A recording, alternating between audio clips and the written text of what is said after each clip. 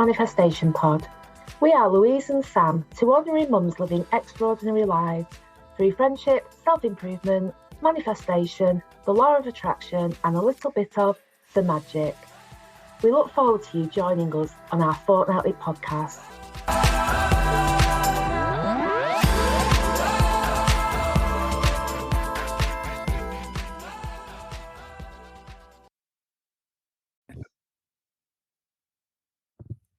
Hey, hey! Good morning. I'm saying morning. It's 1:10 in the afternoon. But anyway, good morning. It's Louise and Sam on the Manifestation Pod. And today we're going to talk about Money Sabotage, which is episode 30. Hi, Sam. Hello. How are you doing? Yeah, really good. How are you? I'm good. We're still in the thick of the Easter holidays, aren't we? The school holidays. So We are. the day seems to have no real relevance at the moment, but I'm not mad about it. Just going with the flow. Yeah, it's been like that for me. I was off work. I've been off work since Easter. I'm back in tomorrow. But yeah, the days, I don't know what day it is much of the time. And I've been busier than I normally am.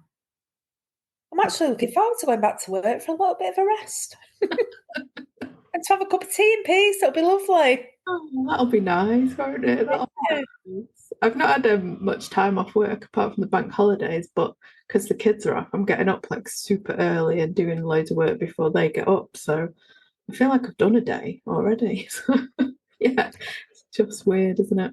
Yeah, and I think being at home more, cooking at home and I don't know, the house, I'm just like tidying up constantly.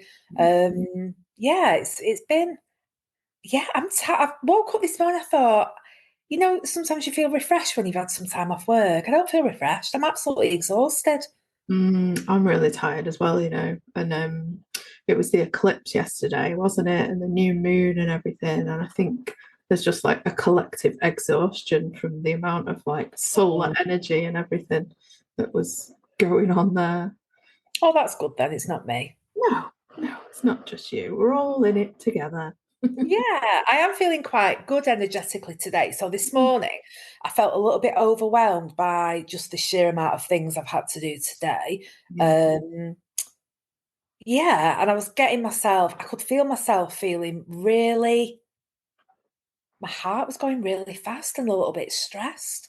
So I did some yoga nidra when I came back. I'm sorry to say it wasn't yours, only because I Googled, and here's a business idea for you, a 7-minute yoga nidra, because it's all I had. Wow, that's a good one. And it worked. I felt fine. I can't say I felt energized after it, but my head stopped, and that's all I wanted. I just needed the thoughts to stop. I was literally like, when you're thinking, I need to do that post. Oh, I need to reply to that email. I need to book a skip. I've got that on the top of my head constantly. I've still not done it. I've got all these things in my head.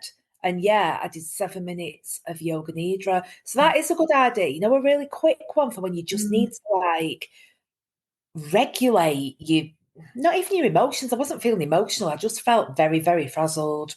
And it stopped me feeling like that. It made me feel quite relaxed. Good. I'm glad that helped. That's a really good idea, actually, because I've signed up to Insight Timer as a teacher, and I need to record a nidra for that, and I can't find like 40 minutes to record it. So I could definitely find 7. Yeah, 7 was quite nice. It didn't feel too long. And I'm quite good at short bursts of things. I can have a cat nap for 15 minutes and feel absolutely amazing after it. So yeah, maybe a little one, because we've not always got the time, have we? And actually, sometimes when I've got an hour to relax, I don't need to relax. Just knowing I've got an hour chills me out. Sometimes I need to relax when I'm absolutely like, Yeah, it's a really good point, actually. Oh, thanks for that idea. I'll start signing up. Then I can listen to you and you can chill me out. It'd be lovely. Nice. That would be lovely. I keep getting loads of feedback and lovely comments about my voice, which is just really beautiful. People saying like it's so calming and relaxing. It's just like the biggest compliment ever. I love it. Yeah. You have got a very calm voice. Oh, it's nice. It's very nice. Yeah. Anyway, money sabotages. Shall we dive in? Yeah, let's do it. Yeah, so I came up with this topic idea because I've encountered a few money sabotages over the last few weeks. And by money sabotages, I mean things that derail you from your money goals. So things that throw you off track. I think because of all the money work I've done, these things just become clearer and easier to spot. Not always in the moment, but quite quickly afterwards. Yeah. So what happened to me was a couple of weeks ago, I fell down a Temu rabbit hole. I'm sure most people that use the internet have probably been bombarded with some adverts from Temu, which is just an app to buy stuff, and it draws you in with like really cheap items.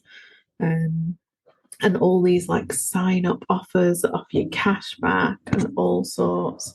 And in a moment of like tiredness, I fell down that rabbit hole and I'm really annoyed with myself, but I've forgiven myself since because budget is tight this month. I'm going to be really open and honest and say like I'm overdrawn this month. My savings are not on track. Um, and I think subconsciously that had a lot to do with falling down this rabbit hole. That like I was just about to ask that. that feeling of like restriction on my budget made me sabotage it even further, I think, subconsciously. So yeah, ordered like 20 items, spent about 40 quid. So I'm really annoyed that I got sucked in. I'm annoyed that I have added to the awful carbon footprint of these things being sent from China, let's face it. I don't like that I've done that. They're not good quality. I'm already put some on Vinted because I'm like, why did I buy that? What am I doing? One or two of them worked out, but yeah, isn't it weird how you just get sucked in sometimes? Yeah, and before you're too hard on yourself, remember that this company has got enough money to do all this Facebook advertising. You've not been weak in any way. They paid to do that. It's a site I don't even go on because I don't really do emotional spending. But even I know if I went on that, I would get caught up in you can get all these things because that's exactly what it's designed to do. But what's good is you've recognised these feelings. And do you know what? I do some journaling on that about how you feel now. Did any of those things make you feel good? You've said no, they made you feel crap. They made you feel crap because of the carbon footprint. You couldn't afford to spend all that on stuff that, let's face it, you didn't want or need this month. You've bought it just because you're like, oh, £40, I can get all this. But actually, that's £40 that you've spent on things that you didn't want or need. So if you maybe wrote some notes on that, funnily enough, I'm doing this about eating at the moment because I've fallen down an Easter egg rabbit hole over Easter.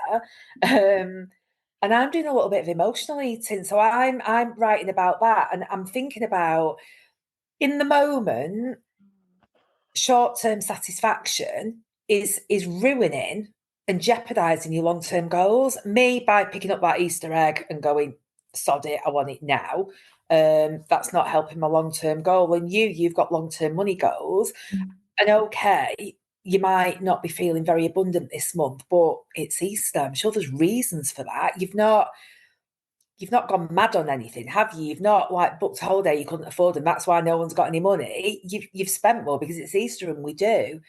So yeah, if we just think about what our long-term goal is to get us over that moment of I need this to kind of cheer me up and I feel like I deserve it this month because I'm feeling miserable because I've got no money. But maybe look at why you've got no money, and it could be because you've done lots of lovely things this month, and that's why you've got no money. Weirdly, I've got no money this month at all. I've literally run out of money. I think I've got about £4 in my current account at the moment, but I've saved this month. I've paid an amount towards the kitchen that didn't get ordered, long story short, but IKEA are at it again. I got a £200 something that I thought I'd paid for and didn't, so I paid for that. So even though I've got no money, I don't get paid for a week. I'm like, well, yeah, all right, I've got no money, but look at what I've got. Look what I've done this month. I've found an extra £200 and paid for this IKEA thing so that I don't need to dip into my savings for that. And I've managed to save. Yeah, I've got £4 in the bank, but it is what it is. I don't need anything. We've got food. We're not doing anything this weekend. I get paid on Monday. It'll be fine. Yeah, and that's the way to turn it round, isn't it? And I have managed to sort of turn it round a bit in my head, I think, because it has been like a really joyful month, and I have prioritized joy in my spending. And I knew, Timu aside, that wasn't part of this joy process, but it's been Iris's birthday, it's been Easter, and I did my crazy like cacao ceremony day, another unplanned spend. I've done some very kind of deliberate joy chasing, which I know wasn't in the budget, but felt really right at the time. So, yeah, I think a joy audit should be done if you spend. Absolutely. And so the cacao ceremony, which I think we talked about in the last pod, didn't we? How much did that cost you for the day? It was 44 quid. Right, okay. So coincidentally, almost the same price as the buying stuff on the website. And yet, how much joy did that bring you? Yeah, so much. Like probably a month's worth of joy, at least a week's. Exactly. And then, so if you balance the two things in your head about do it, and the thing with the internet as well, it's so quick to do it. You've not got time to, someone's ringing me, hang on. You've not got time to think, stop and go, do I really need this? It's that instant. You've got your card out. Amazon's the worst. You don't even need to get your card out for Amazon. You just hit pay now and it's paid for. So it doesn't give you much time for reflection or thinking about it. But I think that's where kind of your goals come in, written them down, especially your long-term goals. Look at what you've spent money on. Have you enjoyed it? Has it brought you joy? Yes, it has. Why do I need to spend this £40 now? And I think it's a bit like stopping any bad habit. Once you've done that a couple of times, the next time you feel a rush of dopamine and go, oh my God, I need to do it now. Just think back to when you've done it, how it's made you feel. If you stop yourself doing it, you will feel so great the next day. And then the next time you come to do that same action, just remember the nice feeling you had the following day when you woke up and you'd not done it. And that always helps me. That's helped me stop doing lots of bad habits over the years. Like forcing myself not to do it and then feeling great the day after about that decision and not feeling that horrible guilt. It's the worst. Yeah. That guilt of why have I done that? Why have I spent that money? And in the great scheme of things, it's 40 quid. It doesn't make a great deal of difference, but the guilt you feel for it is so much worse than the money you spent. I know the grief you give yourself in your own head about it is just not worth it at all, is it? No, it isn't. And that can then snowball into other thoughts like, oh, I'm never going to sort my money out because I'm never going to be affluent because I keep doing things like this. And you are self-sabotaging and it just becomes a big thing in your head. And before you know it, you're in a, well, fuck it, I may as well do it again because I know I'm going to at some point mentality. And it's just really turning it round. I went to Waterstones yesterday. I had 40 minutes in Waterstones on my own because Charlotte and a friend were in Primark and I wasn't allowed to be with them. And I read a book I didn't read the book, I was flicking through it, called Mind Over Mood. And it was about not letting your emotions make big decisions for you and reflecting on it. It was a lot about people with addictions, alcohol, drugs, and how you get over that. But the same could be applied for emotional spending or eating Easter eggs. It doesn't have to be, oh my God, I've hit rock bottom. It's a problem. Yeah. It's just a problem that you don't want to keep repeating. And you can use the same methods for that.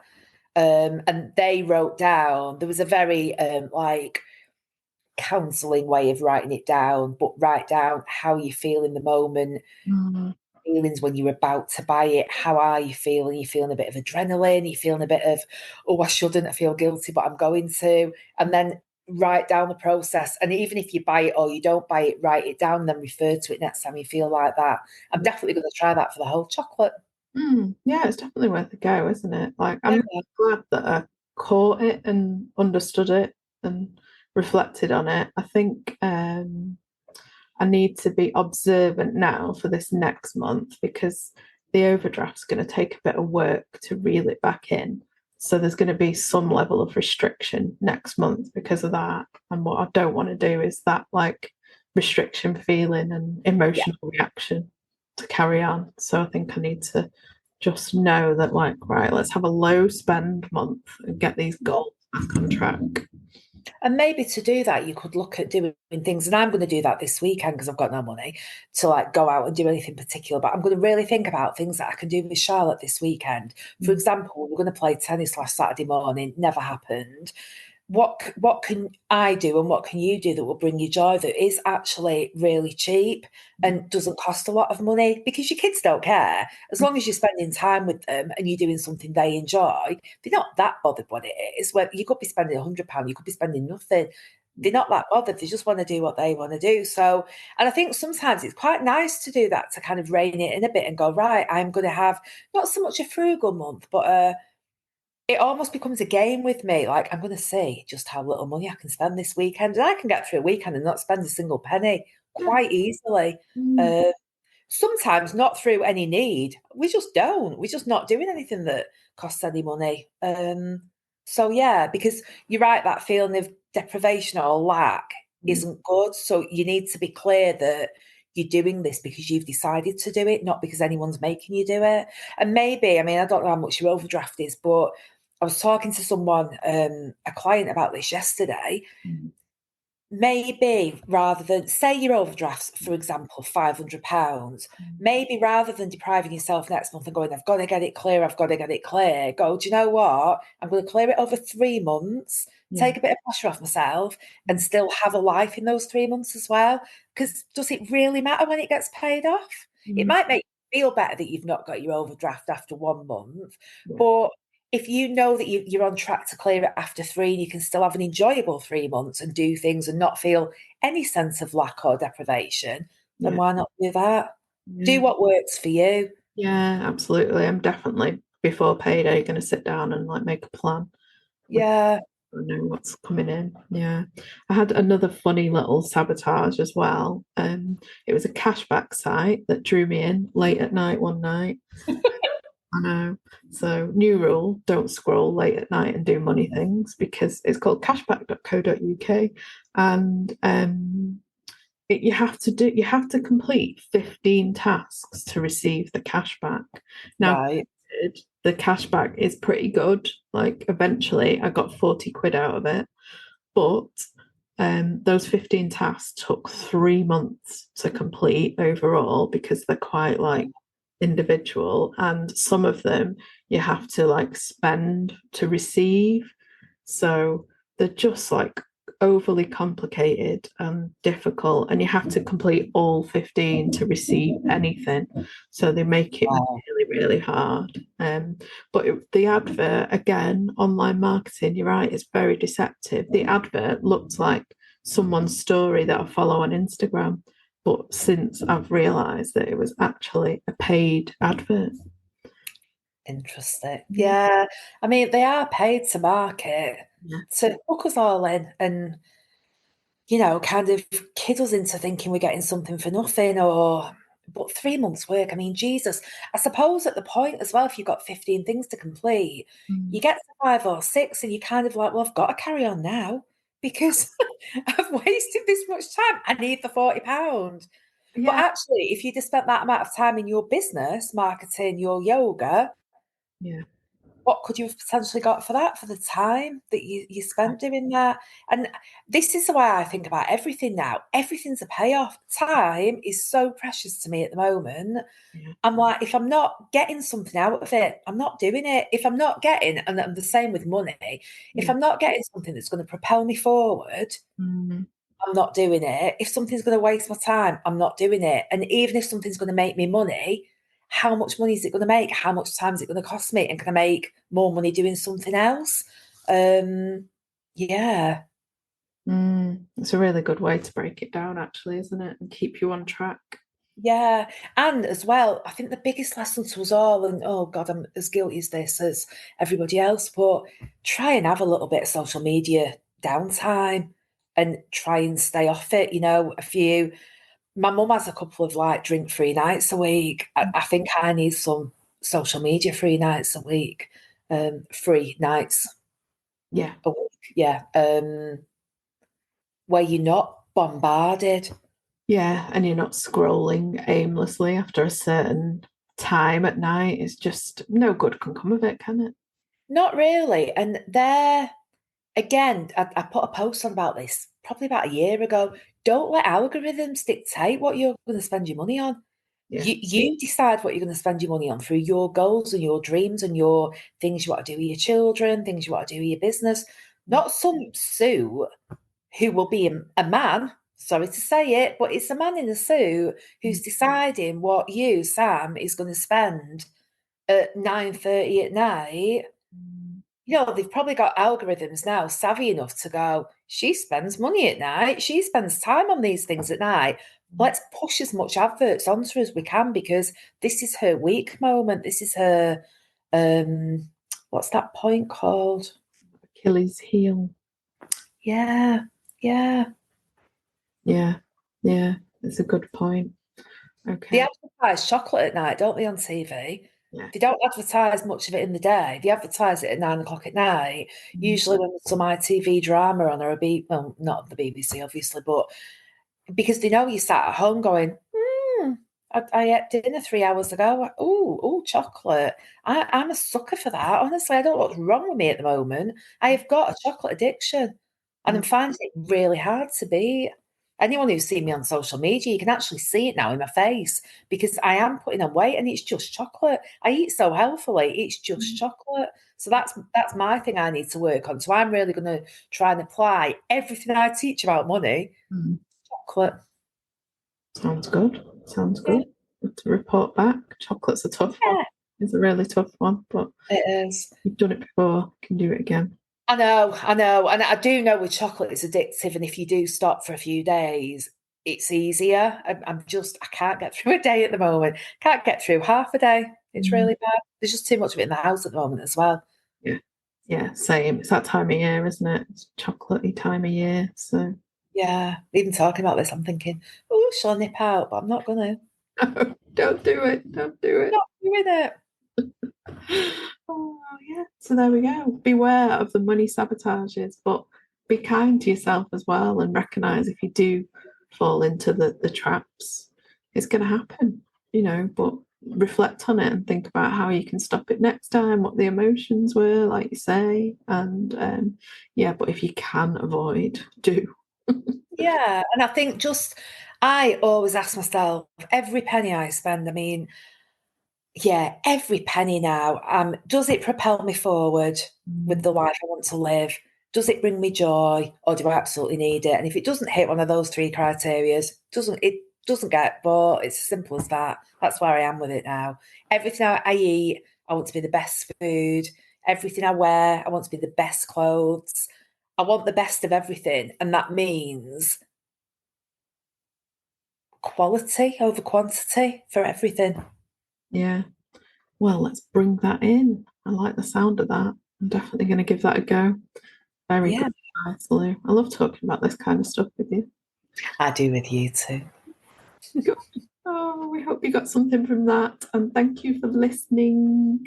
And we were talking before this about how we've not been very present on socials and things. And we're sorry about that. We're going to get better. We've made a plan from next week, get the kids back to school, and we will be around more, talking more about the pod and having more conversations and getting back to building the community around the pod. So thank you for sticking with us. Please like, follow, share, all of that jazz. We will see you in 2 weeks' time. Bye. See you then. Bye.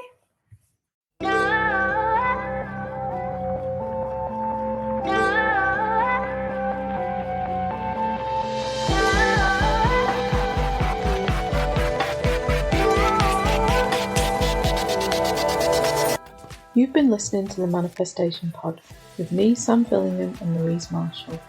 Please follow, subscribe and rate our pod. Share with friends to support two ordinary mums living extraordinary lives.